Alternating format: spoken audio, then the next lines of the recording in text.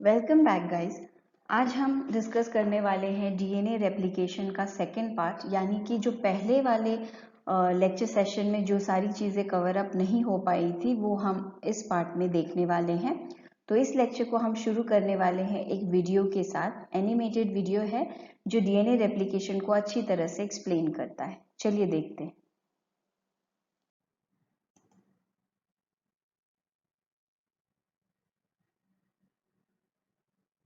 DNA is a molecule made up of two strands, twisted around each other in a double helix shape. Each strand is made up of a sequence of 4 chemical bases, represented by the letters A, C, G, and T. The two strands are complementary. This means that wherever there's a T in one strand, there will be an A in the opposite strand. And wherever there's a C, there will be a G in the other strand.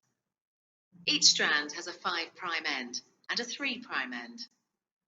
Two strands run in opposite directions. This determines how each strand of DNA is replicated. The first step in DNA replication is to separate the two strands. This unzipping is done by an enzyme called helicase and results in the formation of a replication fork. The separated strands each provide a template for creating a new strand of DNA. An enzyme called primase starts the process. This enzyme makes a small piece of RNA called a primer. This marks the starting point for the construction of the new strand of DNA. An enzyme called DNA polymerase binds to the primer and will make the new strand of DNA. DNA polymerase can only add DNA bases in one direction, from the 5' end to the 3' end. One of the new strands of DNA, the leading strand, is made continuously, the DNA polymerase adding bases one by one in the 5' to 3' direction. The other strand, the lagging strand, cannot be made in this continuous way because it runs in the opposite direction. The DNA polymerase can therefore only make this strand in a series of small chunks called Okazaki fragments.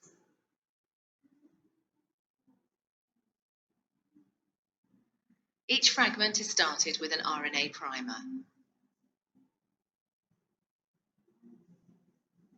DNA polymerase then adds a short row of DNA bases in the 5' to 3' direction.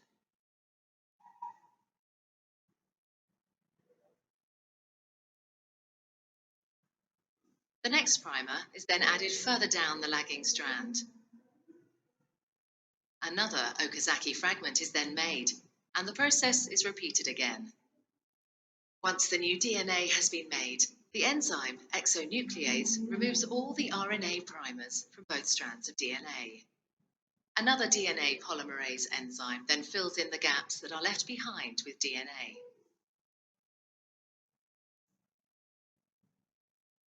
Finally, the enzyme DNA ligase seals up the fragments of DNA in both strands to form a continuous double strand. DNA replication is described as semi-conservative because each DNA molecule is made up of one old, conserved strand of DNA and one new one.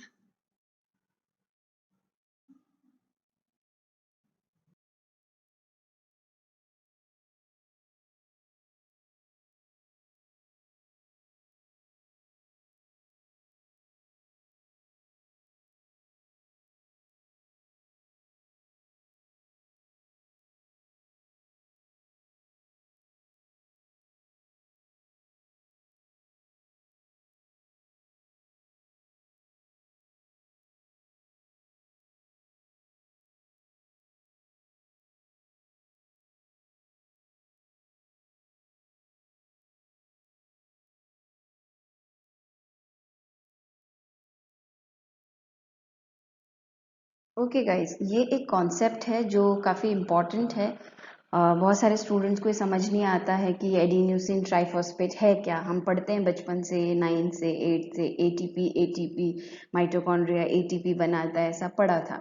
लेकिन इसका structure क्या है, ये बनता कैसे है, वो हम अभी देखने वाले। ओके, सो एटीपी जो आपने पढ़ा था वो एक्चुअली नाइट्रोजनस बेस एडेनिन होता है उसमें, ओके, शुगर होता है, राइबोज शुगर। तो यहाँ एक न्यूक्लियोटाइड की बात हो रही है जो हमने पास्ट लेक्चर में भी डिस्कस किया था, okay. So adenine plus ribose sugar plus phosphate, 3 phosphates will make ATP, okay. तो एटीपी अब जब एडेनिन शुगर के साथ ऐड हो गया तो वो एडिनोसिन बन गया, ठीक है। एंड ट्राइफॉस्फेट तो 3 फॉस्फेट है इसलिए ट्राइफॉस्फेट हम बोलेंगे। जीटीपी में गुआनोसिन यानी कि गुआनिन जब शुगर के साथ ऐड हो गया तो वो गुआनोसिन ट्राइफॉस्फेट बन गया। टीटीपी में थायमिडीन जो है, थायामीन पहले से है, यानी कि पायरिमिडीन जो नाइट्रोजनस बेसिस में पायरिमिडीन ग्रुप है उसमें थायामीन आता है। तो थायमीन जो है वो शुगर के साथ ऐड हो गया तो वहां हम कहेंगे थायमिडीन ट्राइफॉस्फेट। इसी तरह से cytidine triphosphate and uridine triphosphate, okay. So आप कह सकते हैं अगर ये एटीपी है तो यहाँ एक ग्रुप जो है वो एडेनिन रहेगा, यानी कि ये नाइट्रोजनस बेस है। एडेनिन राइबोज शुगर के साथ ऐड हुआ और 3 फॉस्फेट ग्रुप लग गए, तो इस टोटल ने बनाया एटीपी। अब आप ये बाकी के भी सॉल्व कर सकते हो, यानी कि अपने हिसाब से आप समझ सकते हो। अब ये गुआनिन है, राइबोज शुगर है, 3 फॉस्फेट है, थायमीन है, राइबोज शुगर है, 3 फॉस्फेट है। इस तरह से ये सारी चीजें बनती हैं, ओके। तो ये एक न्यूक्लियोटाइड है, ठीक है। अगर मैं देखूं तो राइबोज शुगर इस तरह से अरेंज रहता है, हम नेक्स्ट स्लाइड में देखने वाले हैं। यहाँ नाइट्रोजनस बेस रहता है, यानी कि एडेनिन रह सकता है, थायामीन रह सकता है, एनीथिंग, गुआनिन रह सकता है, साइटोसिल और यूरासिल भी रह सकता है नाइट्रोजन बेस में। फिर यहाँ कहीं तो फॉस्फेट ग्रुप होंगी, तो चलिए मैं तीनों फॉस्फेट को यहाँ पे शो कर रही हूँ, ओके। जब ये डीएनए बनने के स्ट्रक्चर में एडिशन होता है इस न्यूक्लियोटाइड का, अब ये एक न्यूक्लियोटाइड स्ट्रक्चर बनाया मैंने, जब इस न्यूक्लियोटाइड का डीएनए फॉर्मेशन में एडिशन होता है उस टाइम पे 2 फॉस्फेट टूट जाते हैं एनर्जी रिलीज करने के लिए। तो the amount of energy is very very high when 2 phosphate bonds are broken, ठीक है। तो ये 2 फॉस्फेट यूटिलाइज हो जाते हैं बॉन्ड फॉर्मेशन में, ओके। तो एक ही फॉस्फेट जो है वो हमें दिखता है स्ट्रक्चर में, ठीक है, जो नेक्स्ट न्यूक्लियोटाइड के साथ जुड़ता है, ओके। अगर आपको इतना समझ आ गया है तो काफी है। तो चलिए जो सारी बातें मैं अभी कह रही थी उसे देख लेते हैं अपनी आंखों से। चलिए तो हम देखेंगे नेक्स्ट स्लाइड में क्या है, ओके। तो जो सारी बातें हम डिस्कस कर चुके अभी, एक मैंने आपको एटीपी, सीटीपी, जीटीपी, टीटीपी वगैरह दिखाया कैसे बनता है। तो यहाँ आप देख सकते हैं और बोल सकते हैं कि एक स्ट्रक्चर है एटीपी का, जहाँ की एडेनिन है, नाइट्रोजनस बेस, शुगर है, डीऑक्सी राइबोज शुगर कह सकते हैं अगर हम डीएनए का केस है, राइबोज शुगर कह सकते हैं हम अगर आरएनए का केस है, फॉस्फेट है, ओके। तो ये एक न्यूक्लियोटाइड बनाता है जैसे कि हमने थोड़ी देर पहले ही डिस्कस किया। चलिए नेक्स्ट देखते हैं। सो यहाँ देखिए अब पूरा एक कंप्लीट डायग्राम है जहाँ पे तीनों फॉस्फेट आपको दिखेंगे। तो ये नाइट्रोजनस बेस है, ये राइबोज शुगर है और यहाँ पे आपको तीनों फॉस्फेट नजर आ रहे हैं, यानी कि ATP, adenosine, this is adenosine and this is triphosphate. Easy. चलिए नेक्स्ट देखते हैं। अच्छा, न्यूक्लियोटाइड के बारे में तो हम जान गए काफी कुछ कि एक न्यूक्लियोटाइड स्ट्रक्चर किन सब चीजों से बनता है, ओके। फॉस्फेट है, कहाँ जुड़ रहा है, क्या हो रहा है, कितने फॉस्फेट एक्चुअल में रहते हैं, है ना, एक ही रहता है, 2 निकल जाते हैं, ये सब हमने डिस्कस किया। अब फिर से मैं बॉन्ड फॉर्मेशन के बारे में बता रही हूँ, जो कि पहले लेक्चर में भी थोड़ा बहुत बता चुकी थी, पर आपने स्ट्रक्चर अच्छे से वहां नहीं देखे थे। तो देखिए जैसे कि हम अभी बात कर रहे थे कि साइटोसिन, अब यहाँ मैं कहूँ कि नाइट्रोजन बेस है, नाइट्रोजनस बेस साइटोसिन है ना, जो पायरिमिडीन में आता है। जो ब्लू कलर का स्ट्रक्चर आपको दिख रहा है ये साइटोसिन का ही स्ट्रक्चर है। Then ribose sugar, then this is phosphate. तो इस फॉस्फेट के साथ ये टोटल 3 फॉस्फेट थे, है ना, ट्राइफॉस्फेट था। 2 फॉस्फेट बॉन्ड ब्रेक हो गए, 2 फॉस्फेट ब्रेक हो गए और अलग हो गए, और ये इनको जो एनर्जी रिलीज हुई बॉन्ड ब्रेक होने पर 2 फॉस्फेट की, वो यूटिलाइज हो गई यहाँ बाइंडिंग करवाने में इस डीएनए स्ट्रैंड में। तो एक आपको पूरा न्यूक्लियोटाइड का यूनिट मैंने दिखाया। अब राइट साइड में देखिए जैसे कि हम जानते हैं डीएनए स्ट्रैंड एंटी पैरेलल है, तो यहाँ 5 प्राइम फॉस्फेट आपको दिख रहा है और यहाँ 3 प्राइम हाइड्रोक्सिल एंड, यानी कि फॉस्फेट का एंड और शुगर का एंड, इस तरह से 5 प्राइम टू 3 प्राइम डायरेक्शन बनता है।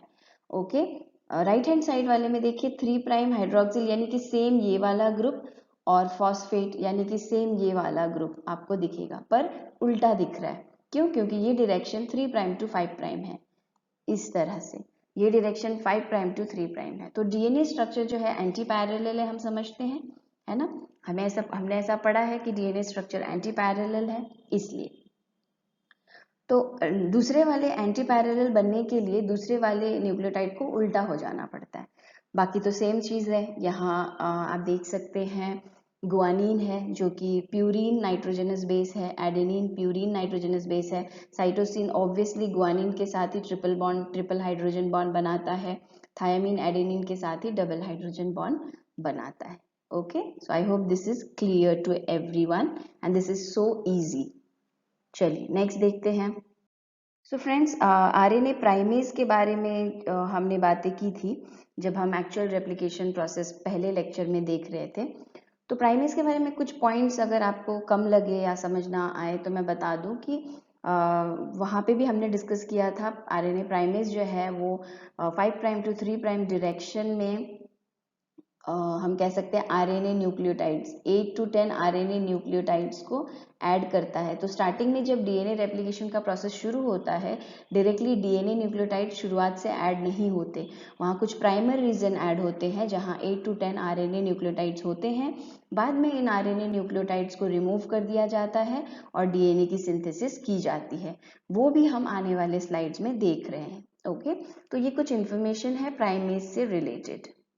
ओके, अब जो हम डिस्कस करने जा रहे हैं एक टॉपिक अलग सा है, that is models of DNA replication. तो कौन से मॉडल्स प्रपोज किए गए थे डीएनए रेप्लिकेशन के लिए? Rolling model, rolling circle model, जैसे कि वायरसेस, बैक्टीरिया, वायरॉइड्स में या यूकैरियोटिक सेल्स में यानी कि हायर ऑर्गेनिजम्स में अलग अलग टाइप के डीएनए सिंथेसिस की प्रोसेसेस होती है। तो थीटा मॉडल जो आप देख रहे हैं प्रोकैरियोट्स यानी कि बैक्टीरिया में सबसे ज़्यादा डोमिनेटिंग है, लीनियर डबल स्ट्रैंडेड डीएनए यानी कि यूकैरियोट्स में है, replication of 5 prime end of the linear chromosome कैसे होता है, ये सारी बातें हम एक एक करके डिस्कस करेंगे। चलिए, सो रोलिंग सर्कल मॉडल ओके, और रोलिंग सर्कल रेप्लिकेशन जिसे हम कहते हैं। तो यहाँ क्या होता है, यहाँ यूनिडायरेक्शनल रेप्लिकेशन होता है। हमने यूकैरियोट्स का जो रेप्लिकेशन पढ़ा था, हमने वहाँ पढ़ा था कि बाई डायरेक्शनल रेप्लिकेशन होता है।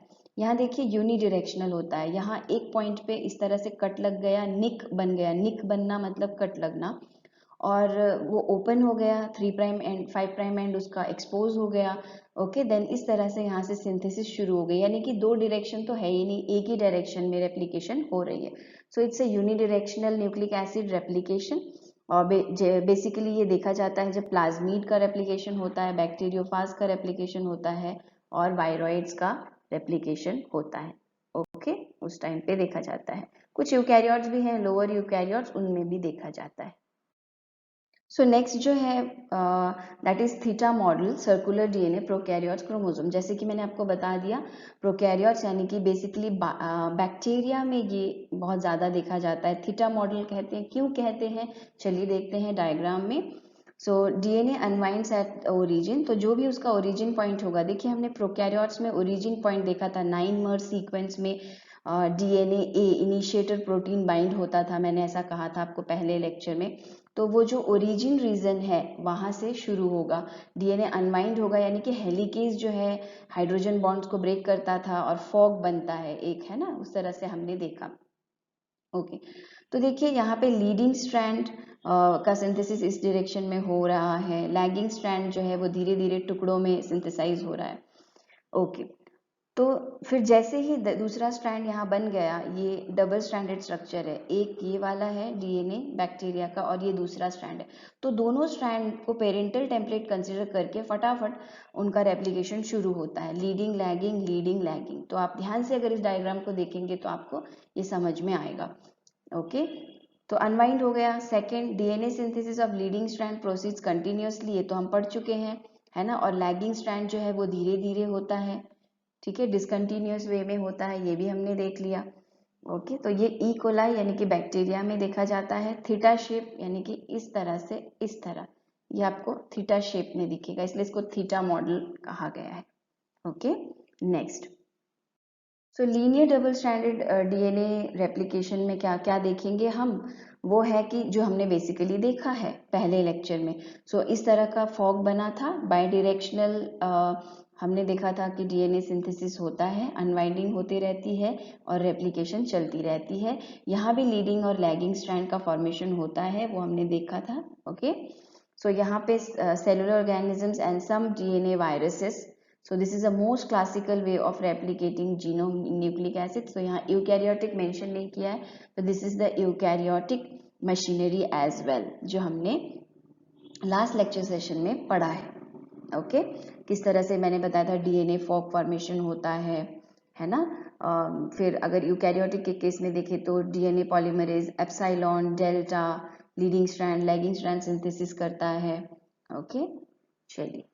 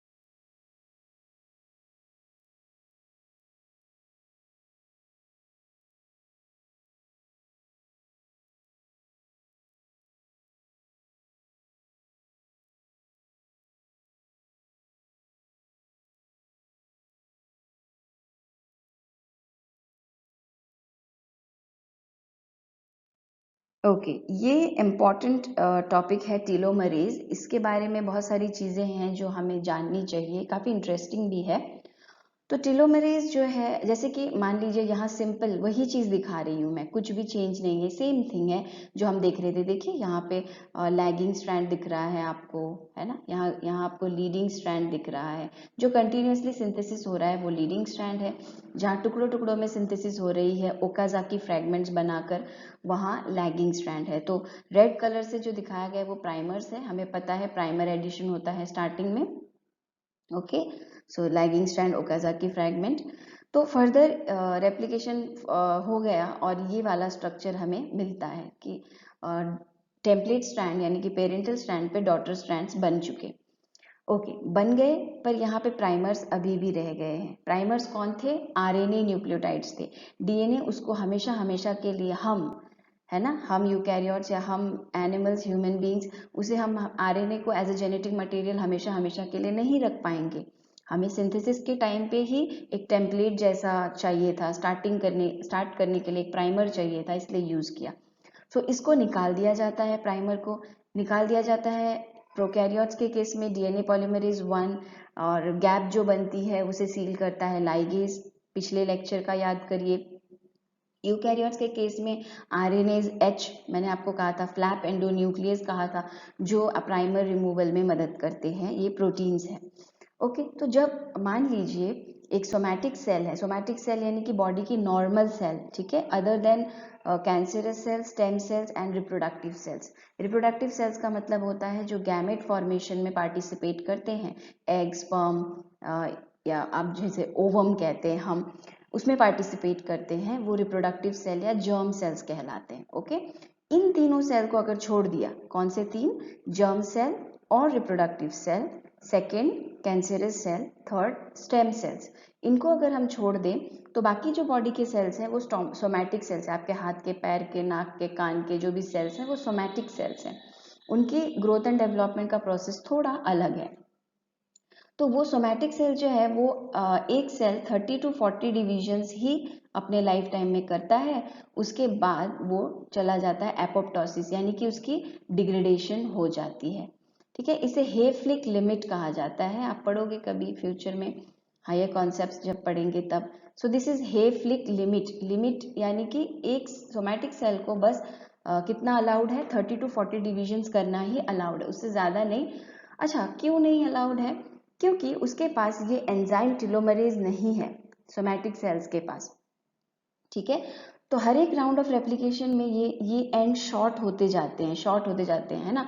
अभी देखिए, ये एक बार रेप्लिकेशन हुआ तो यहाँ पे इतना सा पोर्शन शॉर्ट हो गया, नेक्स्ट टाइम रेप्लिकेट होगा फिर से इतना पोर्शन शॉर्ट हो जाएगा, तो 40 टाइम्स रेप्लिकेशन होते होते क्रोमोसोम तो खत्म हो जाएगा ऑलमोस्ट, है ना। जो डीएनए है वो तो कट होते होते, शॉर्टन होते होते खत्म हो जाएगा, यानी कि डीएनए जो सेल है फर्दर रेप्लिकेट नहीं कर पाएगा।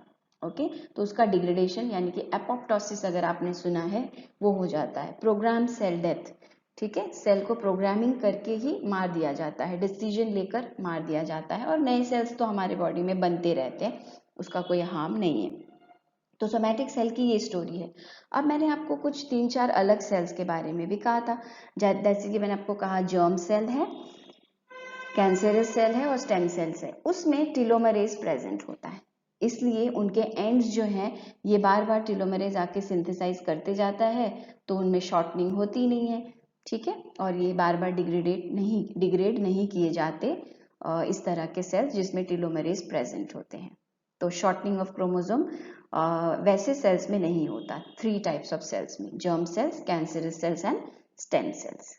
ओके, नेक्स्ट देखते हैं। ओके, सो ये कम्प्लीटली नया टॉपिक है, जेनेटिक कोड, इसी चैप्टर में आता है। सो जेनेटिक कोड में हम देखेंगे पहली बात कि कोडॉन क्या होते हैं वो देखते हैं, और उसके फीचर्स बताए गए हैं यहाँ पे, कोडॉन्स की प्रॉपर्टीज क्या होती है, जेनेटिक कोड की प्रॉपर्टी क्या होती है। तो यहाँ कुछ लिखा हुआ है, triplet codon, triplet code, non ambiguous in nature. देखते हैं ट्रिपलेट कोड क्या है। तो जैसे कि आपको सब कुछ पता है अब, हमारे पास नाइट्रोजनस बेसिस जो हैं वो AGCU टी भी है, पर यहाँ कोडॉन के बारे में जब हम करते तो टी की बात नहीं करेंगे, क्योंकि कोडॉन mRNA को रिप्रेजेंट करता है, और mRNA में आपको पता है RNA में थायमिन नहीं होता। ठीक है, इसलिए हम टी को कंसिडर नहीं कर रहे। डीएनए की बात होगी तो टी को कंसिडर करेंगे, यू को हमेशा कंसिडर नहीं करेंगे वहां। ठीक है, आपको मैंने पहले ही लेक्चर के स्टार्टिंग लाइंस में ही बोला था कि in RNA thymine is replaced by uracil. Okay, so जब भी एमआरएनए बनेगा वहां यू रहेगा, यूरासिल। ठीक है, आपके पास 4 अल्फाबेट्स हैं, मान लीजिए ये तो हमारे न्यूक्लियोटाइड्स हैं, पर आपके पास 4 अल्फाबेट्स हैं, AGCU। इसी से कॉम्बिनेशन बना बना के आपको अमीनो एसिड्स को कोड करना है। ठीक है, कोड नेम है अमीनो एसिड का, मान लीजिए ये भी एक कोड नेम है, AGU एक कोड नेम है एक अमीनो एसिड का। ठीक है, GCU एक कोड नेम है एक अमीनो एसिड का, AAA अमीनो एसिड का कोड नेम है, पर ओनली 3 ही न्यूक्लियोटाइड हम वहां देखते हैं, तो ट्रिपलेट होता है। कोडॉन जो है वो ट्रिपलेट यानी कि 3 न्यूक्लियोटाइड का कॉम्बिनेशन होता है, ये इनको कहना है। अच्छा, 3 ही क्यों बनाया, 2 क्यों नहीं बनाया, 4 क्यों नहीं बनाया? तो आप उस हिसाब से यहाँ पे देख सकते हैं, हमारे पास 4 अवेलेबल है, टोटल अमीनो एसिड्स हमारे पास हैं 20 अमीनो एसिड्स हैं, यहाँ लिखा हुआ है, और हमारे पास जो न्यूक्लियोटाइड है वो 4 हैं। ठीक है, तो 20 इंटू हम यहाँ पे अगर देखें 3 कोडॉन के हिसाब से अगर हम 20 इंटू 3 करते हैं तो टोटल बनता है हमारा 60 कोडॉन। ठीक है, और प्लस 4 यानी कि ये एक पूरा का पूरा, इसका भी अपना एक कॉम्बिनेशन बन सकता है 4, तो टोटल हमारे पास 64 कोडॉन्स अवेलेबल है, ये ट्रिपलेट कोडॉन हमें बताती है। ओके, अब नॉन एम्बिगियस इन नेचर मतलब ये होता है कि हर एक अमीनो एसिड के लिए अपना कोडॉन है। ठीक है, एटलीस्ट एक तो है, हर एक अमीनो एसिड के लिए अपने पास एक कोडॉन है। जैसे कि आपका नाम एक नाम तो आपका कंफर्म है ना कॉलेज में जो है। ओके, नेक्स्ट प्रॉपर्टीज में हम देखेंगे polarity, so universality, commaless, start and stop codons. Polarity यानी कि कोडॉन्स को हमेशा आप 5 प्राइम टू 3 प्राइम डायरेक्शन ही रीड करेंगे। कैसे, मैं आपको कुछ एग्जांपल देती हूँ। A G G, C G G, U U, C C G G, A okay. तो ये 5 प्राइम टू 3 प्राइम डायरेक्शन में ही इस तरह से आपको दिखेंगे। ओके, तो ये पोलैरिटी फॉलो कर रहे हैं। यूनिवर्सैलिटी मतलब आपको हर एक अमीनो एसिड के लिए एक कोडॉन यूनिवर्सल मिलेगा, यानी कि कहीं पे जाके वो बदल नहीं जाएगा। कुछ एक्सेप्शंस हैं जो बदल जाते हैं, वो हमें मेंशन किए हुए रहते हैं, लेकिन 95% या 99% आप कह सकते हैं कि हर एक कोडॉन का अपना अमीनो एसिड जो होता है वो फिक्स होता है, वो यूनिवर्सल होता है, वो कहीं बदलता नहीं है। अच्छा, कुछ चीज़ें बैक्टीरिया और ह्यूमंस में बदल जाती हैं। वो एक्सेप्शन क्या है? जो आप यहाँ पे देख सकते हैं एक्सेप्शन, यहाँ पे आपको दिख रहा है ट्रिपल यू। ओके, सो ट्रिपल यू जो है वो बैक्टीरिया के केस में और ह्यूमन के केस में आप देख सकते हैं, it would code for phenyl alanine. ठीक है, और एक एग्जांपल है यूजीए। न्यूक्लियर जीनोम में यूजीए एक स्टॉप कोडॉन का काम करता है, लेकिन माइटोकॉन्ड्रियल जीनोम में यूजीए अगर कोडॉन प्रेजेंट है तो वहाँ ट्रिप्टोफैन अमीनो एसिड को माना जाता है, उसको रिप्रेजेंट करता है यूजीए। ठीक है, for example from bacteria to human, triple U would code for phenylalanine. Okay, bacteria से लेके ह्यूमन बींग्स तक ट्रिपल यू जो है वो फिनाइल एलेनिन को ही कोड करेगा। तो आपको याद हो जाना चाहिए, देखिए ये सही है। आप याद रखिए, जो ट्रिपल यू है वो कौन से अमीनो एसिड को शो करता है? फिनाइल एलेनिन को। लेकिन जो यूजीए है वो न्यूक्लियस में स्टॉप कोडॉन को रिप्रेजेंट करता है, और माइटोकॉन्ड्रियल जीन यानी कि माइटोकॉन्ड्रिया में भी डीएनए होता है, मैंने आपको बताया था, वहाँ ट्रिप्टोफैन को कोड करता है। अच्छा, और एक इम्पॉर्टेंट बात है कि ये कॉमालेस है, यानी कि यहाँ पे आपको कहीं पे भी कॉमा नहीं दिख रहे, यही बात है। ठीक है, सब एक सीक्वेंस में प्रेजेंट है, कोई कहीं स्टॉप नहीं होता, कहीं कोई कॉमा नहीं है, फुल स्टॉप नहीं है, एक्सक्लेमेशन नहीं है। स्टार्ट एंड स्टॉप कोडॉन, तो स्टार्ट एंड स्टॉप कोडॉन में आप देख सकते हैं, काफ़ी इंपॉर्टेंट है, इसे याद रखना होता है। 4 है AUG। Okay, let's see. Okay, AUG codon, initiating और स्टार्ट कोडॉन। तो जहां भी AUG रहेगा वहां से सिंथेसिस शुरू होगी। mRNA में AUG है मतलब प्रोटीन सिंथेसिस वहां से शुरू होगी।